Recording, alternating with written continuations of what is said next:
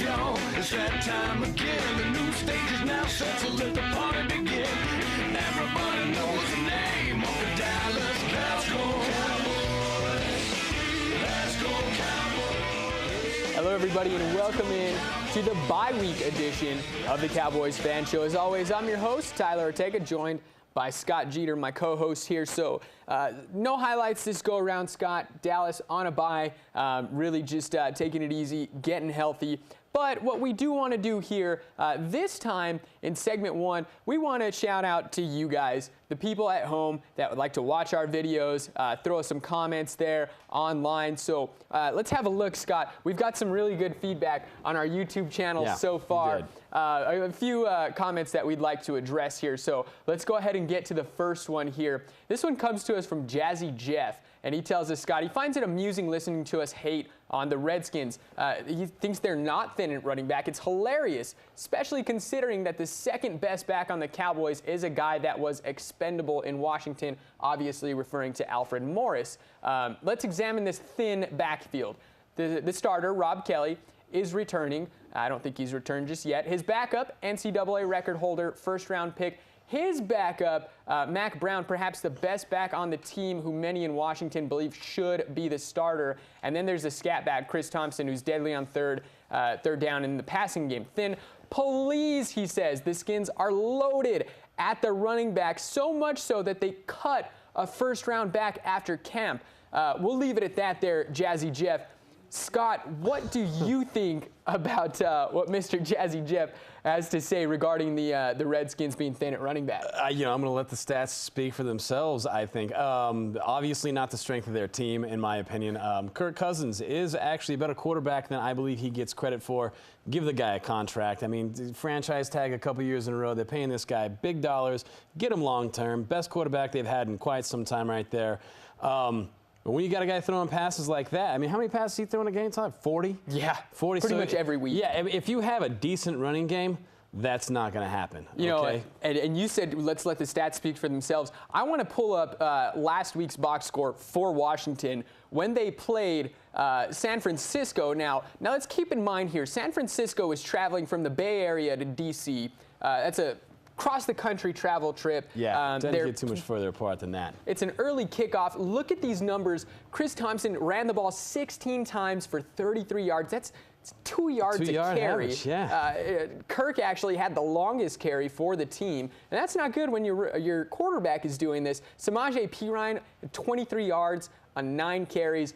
Crowder gets a carry. Mac Brown, the so-called best running back on your team, 2 carries for 2 yards, and his longest one was for 3 yards. So, and then, which means that his only other carry was for -1 yard. Yeah. Right? So let's turn the clock back one more week and have a look at their last game against Kansas City. And they've got a good quarterback who can spread the field. So yeah, again, no Kirk Cousins here. None. Cousins leading your team in rushing again with the longest carry.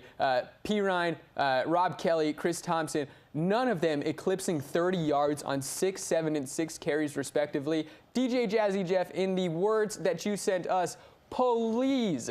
You are so thin at running back, so much so that you can't even have a steady running back to eclipse 100 yards in a game and also take the load off of Kirk Cousins, seeing that you're always forcing him to throw 40-plus times a game. Yeah, I mean, there was basically what we had going on there was like a total of 19 carries for 70-something yards, which isn't terrible. But none of these guys are if you're stacked at running back, great, but you got 3 backups right there. You're not getting anybody going, you know what I'm saying? And I think this is what we're going to do with Derek McFadden. I think this is why he's been fresh this whole time, is you got to get a guy in that you got to get him going. Like Zeke's always doing this. You feed him. You feed one guy, you get him going. And you can see right here that none of these guys have a feature role in the offense. Right. And so even if you think these guys are all worthy of, obviously the coaches don't, so why aren't they handing anybody the most carries? I don't think it's because you have too much talent back there. I just, it's not that like they're all so good that one guy hasn't separated himself from the other guys. It's that you have issues at running back. Yeah, I think it's the exact opposite where they're all so bad and you're trying to figure out who's the least bad to give the most carries to. Yeah. Is that a bit of a stretch to say? Well, no, well, I mean, obviously, I think the best runner is Kirk Cousins. You know, Yeah, I mean, he's leading the team in rushing every week. So. But they're not thin at running back. They're not thin at running I back. digress. They got plenty of them. Yeah, that's not a problem. Let's move along now to another one of our YouTube comments here. This one comes to us from Bill Wu. The Cowboys would have been unstoppable in 2016 had they just played Tony Romo. Unbelievable that even the fans thought that the 5 to 7 yard dink pass rookie with only the most basic skills could fill his shoes. So the rookie plays 100% safe scheme, doesn't make mistakes, and for that you bench an all-pro QB. Scott, before you go crazy on this one, I want to be the first to say that the all-pro QB that was benched because he has glass bones. We saw the year before. He broke his collarbone, came back, played a half, broke his collarbone again, and then he plays how many snaps in that first preseason game? Breaks his back. So, I mean, yeah, you're benching him per se. You're also riding the hot hand, something that the team had chemistry built up with all that time leading through Tony Romo's rehabilitation.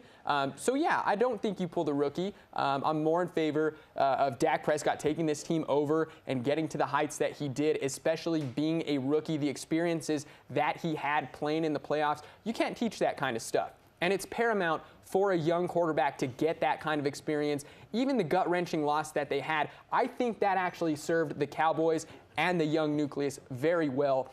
So no, you didn't bench the all-pro quarterback. He had a broken back, and you can't trust him to stay healthy.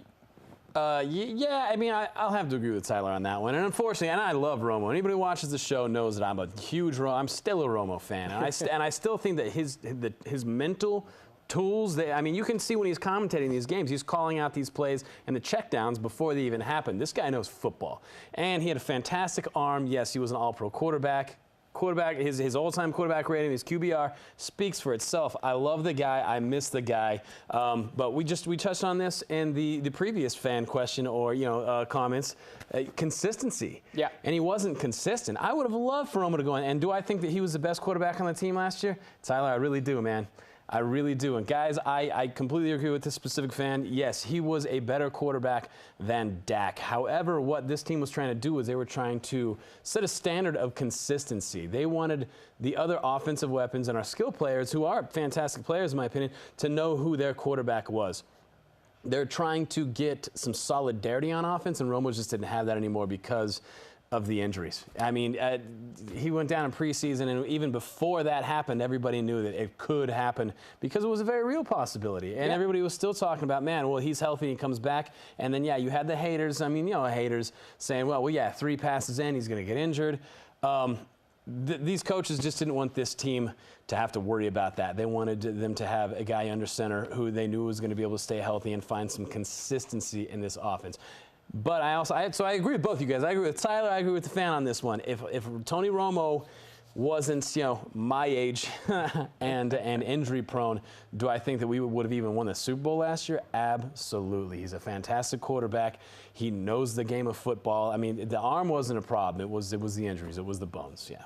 So thank you, Jazzy Jeff and Bill Wu, for those good comments there on our YouTube channel. Now, if you're wondering how they found that, just head on over to YouTube, search the Cowboys Fan Show. We've got our channel there.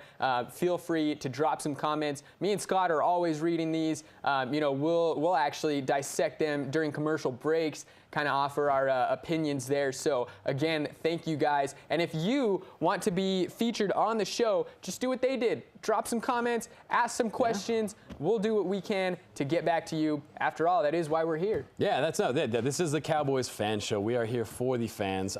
We'd love to have you guys on. Hit us up. Let us know. Let us know what you think. We're going to be right back, ladies and gentlemen. This is the Cowboys Fan Show.